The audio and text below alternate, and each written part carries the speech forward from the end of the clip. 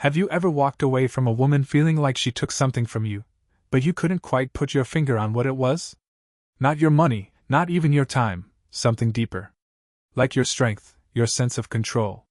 Almost as if, somewhere between your smile and her silence, she sized you up, found what she wanted, and walked away with a part of you you didn't even realize was on the table.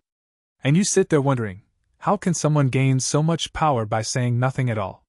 Why does every little thing you say, every time you try to impress or win her over, seem to make you smaller, not bigger? It's not some mind game she's playing. And it's not about trickery or manipulation either. No, it goes deeper than that. It's ancient. It's something most guys never even figure out. See, women don't make a joke out of you by calling you names or mocking your words. They do it through your presence. Or rather, how you carry yourself when you're around them. And nature figured that out long before you and I ever showed up. We grew up in a world that told us, if you want to get the girl, be louder. Look better. Make more money. Say the right things. But nobody pulled us aside to say, son, the most powerful thing you can do as a man is to hold your ground. Stay still. Say nothing. Let the world scream around you while you sit calm, like a king watching the crowd lose their minds. Because nature doesn't care about who gets heard the most. It respects the one who doesn't need to speak at all. Especially in a world where so many crave attention like oxygen. Men who've mastered themselves don't explain. They don't justify. Because explaining, in a way, is apologizing. And men who feel like they have to apologize just for being, well, they'll always be ruled by those who don't. Most guys think power starts with words. Speak with confidence, and you'll win the room. But Nietzsche saw it differently. He believed real power shows up when a man no longer needs to speak. Because talking, most of the time, is just the last move of a man who's already losing. The one who watches, listens, and says little? He's already ahead. Nietzsche once said that beauty speaks in whispers, and only those who are awake enough can hear it. So ask yourself this, if beauty doesn't raise its voice, why do you? If real strength moves in silence, why are you still shouting to be noticed? Because you think women believe what you say? Here's the hard truth, they don't. What they believe is what you tolerate. How fast you chase. How much of your own control you're willing to hand over just to make her happy. And none of that requires words. Nature understood women better than most men ever will. It never saw them as fragile. No, it saw them as brilliant tacticians, fluid, intuitive, masters of subtle power. Where men build kingdoms through laws, structure, and force, women rule with energy, suggestion, and presence. And that's why so many men fail. Because they keep showing up with a hammer, trying to control the ocean. Then they're surprised when their structure disappears the moment she goes quiet. If you want to outsmart a woman, you first have to grow past the little boy inside you, the one still begging for attention. The one who falls apart the second she pulls away. The one who panics in silence. Sends desperate texts when she ignores you. Starts arguments just to feel noticed. That little boy? That's her feast. A real man, a man Nietzsche would respect, doesn't argue, doesn't chase, doesn't explain. He steps back. Not to hurt her, but because that's his nature now. That stillness, that quiet pullback, hits deeper than anything you could have said. Because in that silence, she can't read you anymore. And if there's one thing women fear, it's a man who's unreadable. That's where the power shifts. Not in what you say, but in your choice to say nothing. When you stop reacting to her coldness, her tests, her little games, something starts to stir. Not in you. In her. See, a man who doesn't flinch is a mirror she can't manipulate. And women, even the strongest ones, are used to men folding at the first sign of emotional distance. They know how to push your buttons. But when you're the guy who doesn't blink, who doesn't chase or explain or argue, you suddenly become someone she's never seen before. And because of that, someone she can't forget. He didn't get there by trying harder. He got there by not trying at all. Remember what Nietzsche warned. He who fights monsters must take care not to become one. That applies to this too. Fighting for her attention, for an explanation, for some kind of closure, that's just becoming another slave to your need to be accepted. And every time you react, you become exactly what you're trying to rise above, a man controlled by someone else's approval. But the highest kind of man, what Nietzsche called the Übermensch, He isn't a man shaped by the world. He shapes the world around him. And the first step? He learns to control that urge to be understood. Because needing to be understood is the weakness of those still unsure of their own worth. You want her to get your pain? To see your worth? To finally understand what you meant? You've already lost. She doesn't need to understand you. She needs to feel that you're not waiting for her to. That's where your power lives, in the unshakable peace of a man who's done trying to prove himself. Not because he gave up, but because he woke up. A man like that can walk away mid-sentence. Sit in silence without breaking a sweat. Leave messages on read, without guilt. Not to get a reaction, but because he's risen above needing one. That's not manipulation. That's freedom. What traps most men is their desire to fix, to win her back, to make things right. But that desire is often just slavery dressed in nice clothes. Here's your rewritten section in the voice of a grounded, self-aware American man, direct, raw, but composed. It keeps the original meaning intact while changing sentence structure, expanding slightly, and preserving a natural, conversational rhythm for AI narration. That's how nature shaped us, not with explanations, but with raw instinct. And the moment you start craving her attention, her approval, her praise, you're not her equal anymore. You're her subject. Silence? It's not just a strategy, it's the first step toward detachment. And let me tell you something, detachment isn't weakness. It's the highest form of self-control a man can have. Just picture it. Watching her walk away, and saying nothing. Hearing her take shots at your pride, and not even flinching.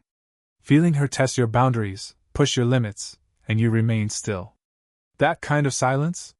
That's not you disappearing. That's you showing up with more force than ever. Your silence becomes pressure. Because when you say nothing, she's forced to hear everything.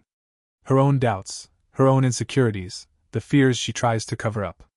You don't disappear, you turn into a mirror. And not the one she's used to being. No, now she sees herself through you. And that's the scariest thing a woman can face, to no longer be the one reflecting, but the one being reflected. Nietzsche didn't write for nice guys. He wasn't talking to men who need validation. He wrote for the dangerous ones, the kind of man who doesn't break when he's alone. Who doesn't explain himself to keep the peace. Who isn't sorry for making people uncomfortable, even if that person is her. You don't make fun of a woman by throwing clever lines at her. You do it, if you could even call it that, by being the one man she can't figure out. The one man who doesn't shift his whole mood just because she does. The one man who doesn't dance to her rhythm. Her problem with silence? It's simple. She can't control it. And when she can't control it, she can't control you. Think back. Every time you swallowed your pride just to keep her from blowing up. Every time you tried to reason with her chaos.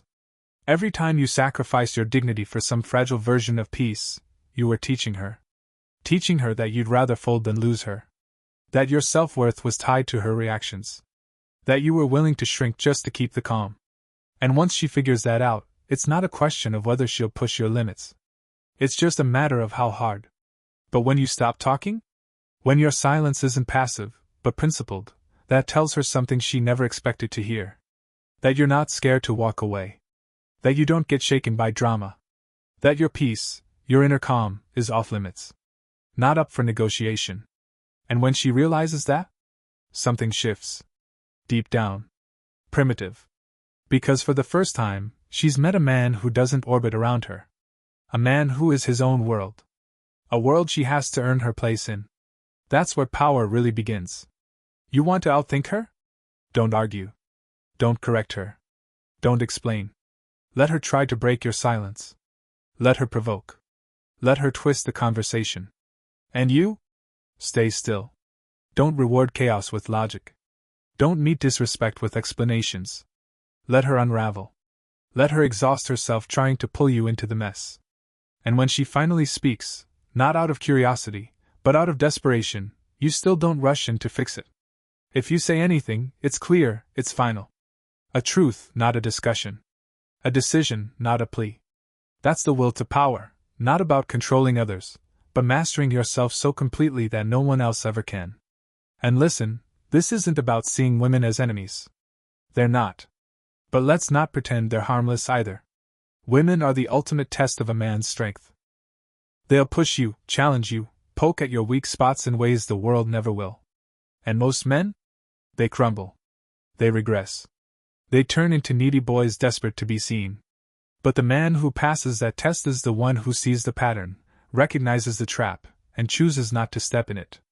He doesn't play the game on her terms. Nietzsche once said that the individual always has to fight to avoid being crushed by the tribe. And that tribe? It's not just the outside world. It's also the relationships that demand you bend, shrink, adapt to survive. The modern man is told to open up, be soft, explain everything, even when he's getting torn apart inside. But real strength, the kind that doesn't need to be proven, is usually quiet. Not because it's scared, but because it knows better. Because the more you say, the more you reveal. The more you react, the more they own you. Every time you break your silence to be understood, you hand away a piece of your control. So what does that mean for you? It means you've got to throw out everything they taught you. Forget the need to explain yourself. To fix her emotions. To win her back. Let that go. Instead, be the mountain. Unmoved. Quiet. Unshakable. A presence so steady it makes people nervous. A look so honest it makes her rethink her games. Because that's what real presence feels like. That's what a man becomes when he's done chasing and starts becoming.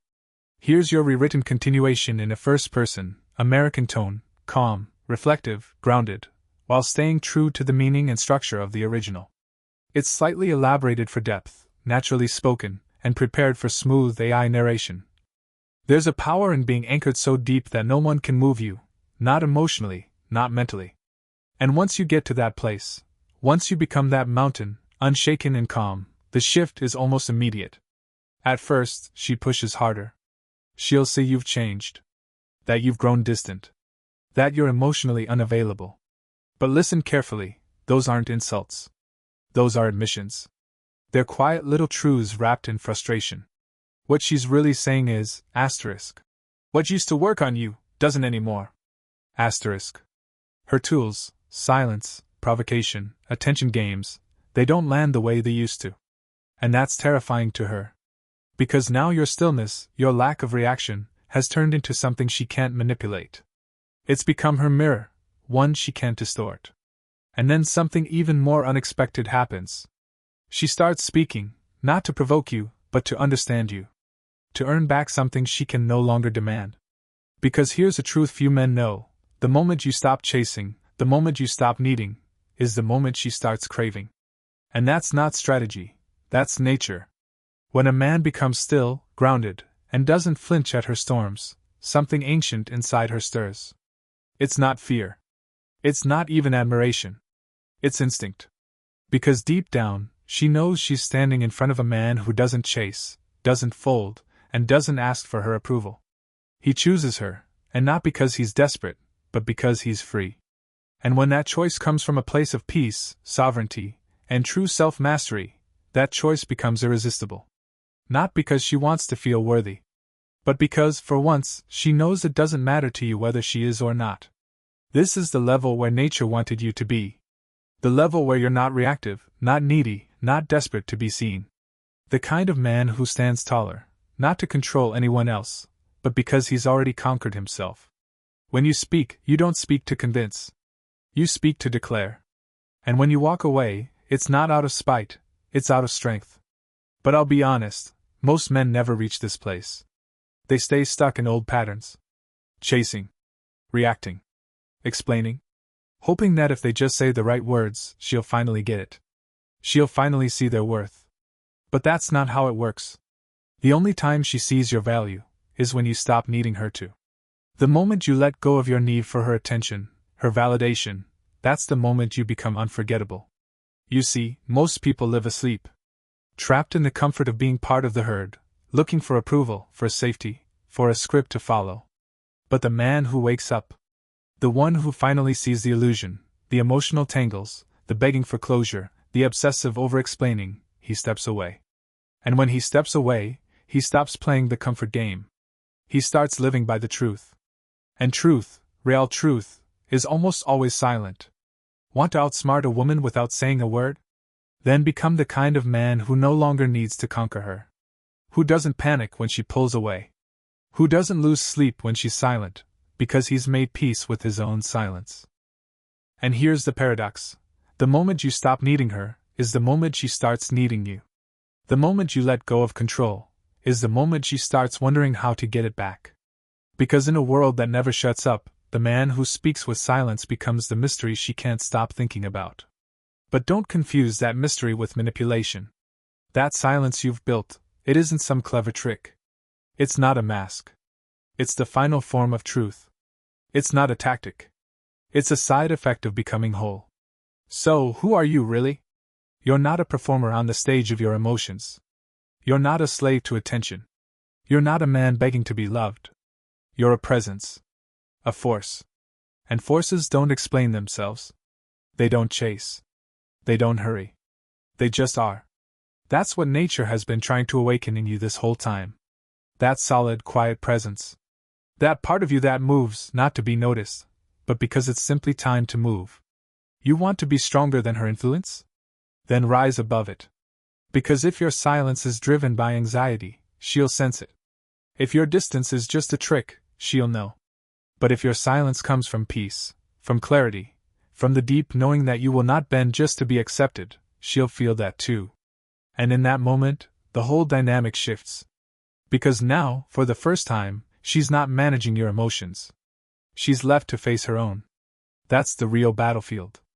Not between you and her, but inside yourself. Can you stay calm when every part of you wants to speak? Can you stay still when your ego is screaming for recognition? Can you walk away, not as a tactic, but as a truth? Not to win her back, but to affirm who you are, with or without her? That's the death of your former self. The self that begged. That explained. That couldn't be alone. Nietzsche's Übermensch isn't just an idea.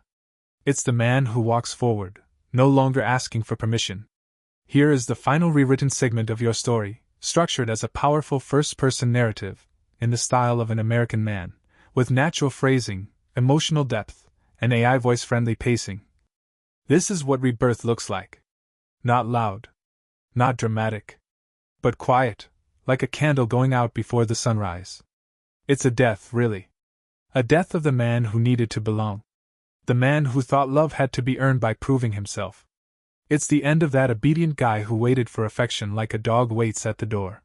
Most men out there still believe that if they're nice enough, patient enough, understanding enough, they'll win her over. But Nietzsche saw through that illusion. He understood that, being good, is often just a mask for fear. That what we call kindness can be cowardice in disguise. And that patience, when it's rooted in the fear of loss, is just slavery stretched out over time. The man who has become whole, the Übermensch, doesn't give to get. He gives because that's just who he is. But the moment his giving is used against him, he leaves. Not out of spite. Not to prove anything. But because he knows he doesn't owe anyone a damn thing. And that's why he owns himself. Look around. The loudest guys in the room, they're not powerful. They're just scared. Scared they won't be noticed. Scared of silence. Scared that if no one's watching, they don't exist. But the man who can sit in a room and say nothing, calm, grounded, detached, that man gets attention without asking for it. Not because he played the game, but because he refused to. And now, we've reached the edge. The final test. See, silence only matters when you're not using it as a performance. Power only matters when it's not a show. And control doesn't mean a damn thing if it still needs an audience. So let me ask you straight. Can you walk through this world without needing to be right? Can you love someone without needing them to love you back? Can you lose something and not lose yourself in the process? Because that's the final climb, the path no one can map out for you. It's not written in books. It's not taught in schools. It's lived. It's the quiet revolution inside the man who no longer moves from fear, or lust, or loneliness. It's the man who burned away the part of him that needed to be seen, needed to be chosen, needed to be rescued. And now that man, he's different. When he stands in front of a woman, she doesn't see a game. She sees a riddle. A storm behind calm eyes. And no matter how far she walks, she still feels him. This is the kind of silence that haunts her, not because it's manipulative, but because it's transformative. It's the silence of a man who has nothing to hide, nothing to chase, and nothing left to fear. A man who could beg, but won't. Who could react, but doesn't. Who could speak, but chooses instead to watch. And that's where real strength lives. Not in what you say, but in what you withhold. In what you let go of without flinching. In how you keep your center when everything around you is trying to pull you out of it. You don't need to be the loudest. You just need to be the last man standing. The one who remains calm, composed, silent, and unforgettable. She won't remember the guy who begged. Or the one who argued. She'll remember the one who stood still. Who never tried to impress her. Who simply was full, powerful, and silent. So from now on, treat your silence as sacred. Let it be your temple. Let it be the space where your courage lives and breathes. And when they try to test you, let them. When they try to stir chaos, observe. When they try to shatter your peace, smile, and disappear. Not to punish, but to remind them, you're no longer the man who needs to explain himself just to be loved. You're the man who walks away, to be free. Now, if this message stirred something in you, if it reached a part of you you've been trying to protect or awaken, don't keep it to yourself. Like it. Share it. Subscribe. Support the work through the link below, so that this message can reach the millions of men still trapped in the illusion that volume equals power. Because we're building something bigger. A generation of men who don't beg. Don't fold. Don't apologize for existing.